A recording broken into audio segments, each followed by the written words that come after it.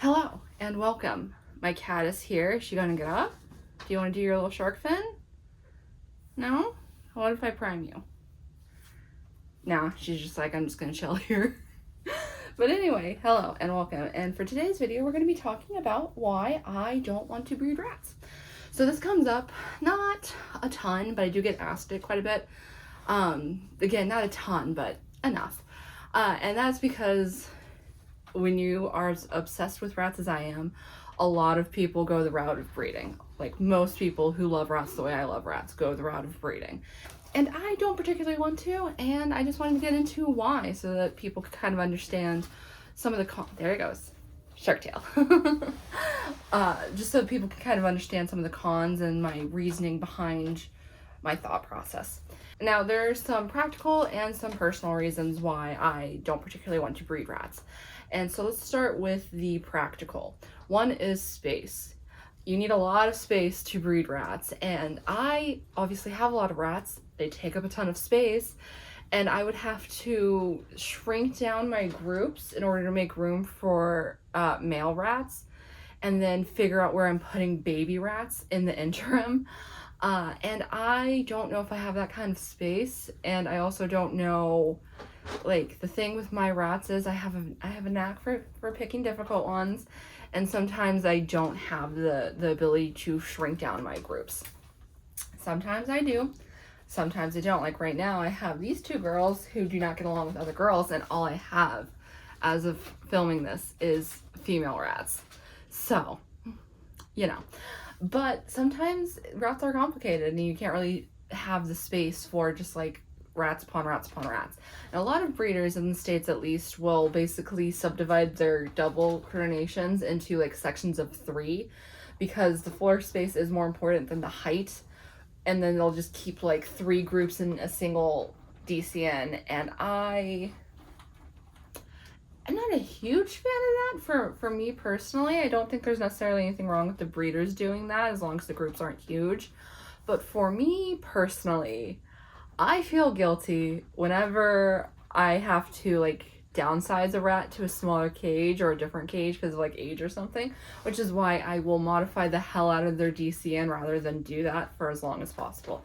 Like technically, these two should be in this cage because this is a group of 3 and that's a group of 2. So I should have switched them when Ursula died. And I didn't. Because I was hoping to do intros and get them all together.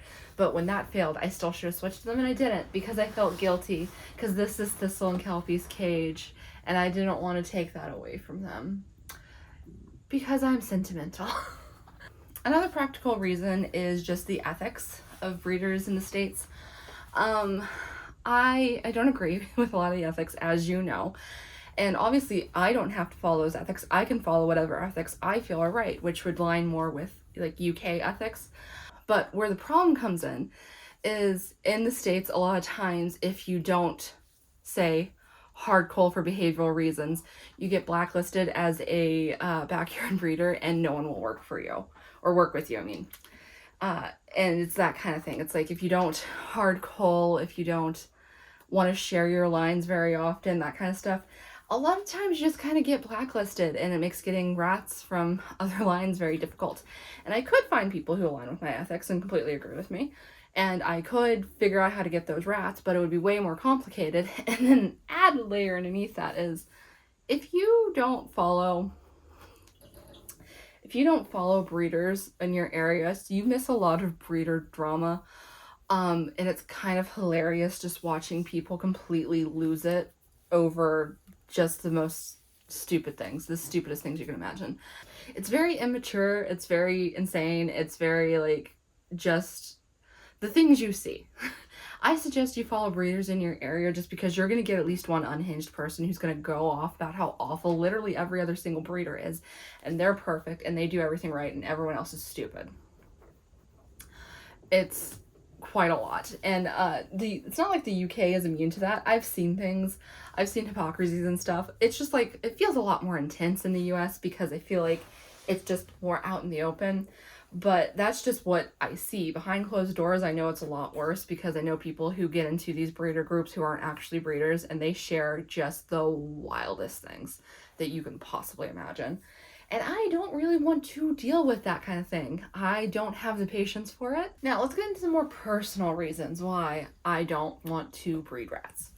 And we're going to start with the probably biggest one, which is I don't really want intact male rats, and you kind of need intact male rats if you're going to breed rats. I have nothing against intact males. I just don't want to deal with the hormonal aggression. And you can breed a lot of it out, but you're occasionally going to get one that just has an attitude, because that's just how rats are. And I already deal with that with my females, and I do not need to deal with it with males too. It's more frequent with males. It's oftentimes way less pleasant with males, and I just don't want to deal with it. It's my least favorite thing about rats is their sometimes tendency to become hormonally aggressive, and how hard it can be to get them in with other rats. And like, it's a whole hullabaloo, and I deal with it with my females because I love rats and I love my girls. I don't need to invite intact males into my life and make it 10 times worse. Another reason I don't really want to breed rats is because I'd have to decide what varieties I want, because again, I wouldn't want... So a lot of US breeders have like just a shit ton of rats. It's like they have several lines. They breed like 6 rats like 6 pairs at a time or more. They have like 100 or plus rats in their house, and I don't want to do that because that doesn't sound like my kind of thing. I like having a lot of rats, but I like a very individualized bond with my rats. It's like I have a different relationship with all of my rats, and I prefer that. So I'd have to only pick like 1, maybe 2 varieties that I could breed, and I like a lot of varieties. I don't really have a favorite other than, I guess, red eyes. I always go for red eyes. I love red eyes, but I don't like the wider scope of varieties. I don't really care about coat type at all, if I'm being honest. I just don't care. But like color wise, I like pretty much everything. The only ones I don't like are the problematic varieties. So it's like, I don't really like Harley. I don't really like Hairless. I don't really like Marble. It's that kind of thing. But otherwise, I kind of like all rats. And having to only choose like 1 or 2 varieties that I can have for like the foreseeable future, I don't want to do that. I like my rats. I like rats. I probably wouldn't be able to take in very many rescues, and I don't now anyway, but and both the rescues near me are closed at the moment, but I don't want to not be able to take in any rehomes or rescues because of space constraints. And what's going on? And yeah, I don't like feeling limited, I think is what I'm saying. And I would feel limited if I was a breeder. Interesting. Another reason is that I know myself very well, and there's a lot of emotional aspects to it that I know I wouldn't handle very well. So like, for example, if I bred some of my rats and one of the moms died, I know I would not handle that well. I know I would feel guilty. I know I would blame myself. I know that nothing would make me feel good about it. And yeah, that is just a factor that I have to take into account, because it would be really rough on me. Sometimes when the rat dies, it's just harder on you. For example, with Ursula, when she died, she's been gone about 2 months, a little over 2 months, and I still come into this room every day and scan the bottom for blue fur to make sure what happened with Ursula doesn't happen with Kelpie or Thistle while I was away. So it's like, it's that kind of thing. It's like, sometimes you just get messed up by a death, and I know that if I lost one of my mamas due to like birth or something, I would never forgive myself. It would wreck me. So I don't really want to risk that for myself. I just don't want to go through it. I don't actually think losing babies would be that hard, because I wouldn't necessarily have an emotional attachment to them. But the moms, I know it would hurt me. Hi, Kelpie. Hi, Thistle. Hi, guys. Hi, babies. I don't have a treat for you.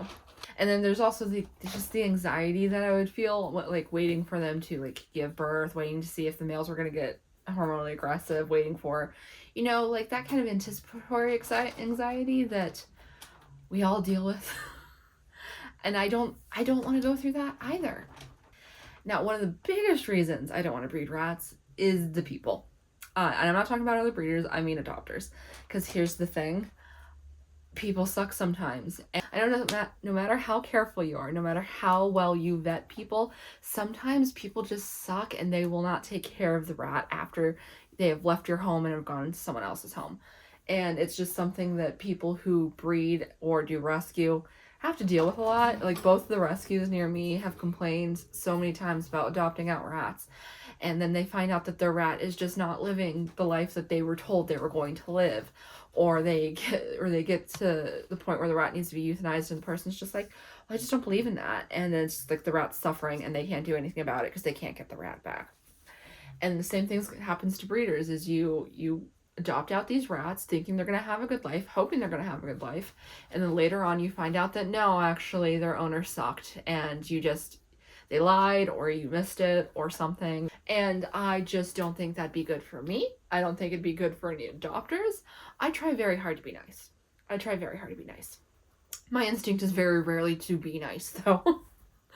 And I know if someone hurt one of my rats, no matter what, if they were bred in this house, they would be my rats. If someone hurt one of them, I would be very mad. I also don't know how easy it would be for me to adopt out rats, because here's the thing, again, I follow a lot of rescues, for example, and some of the rescues I follow took in a bunch of rats recently that were from, like, basically a hoarding situation, and one of them shared a video of, like, a 3-week-old baby rat kissing her nose, and I was just like, yeah, this is why I can't do this kind of thing, because that'd be my rat. The second they kissed my nose, I'd be keeping that rat, and probably her mother, and I'd have to keep a sister, so that's automatically 3 rats I'm keeping. And then what if one of the other babies starts giving me kisses? I'm not equipped to give away baby rats that are giving me kisses. I love them too much. I don't know. I don't know if I could do that.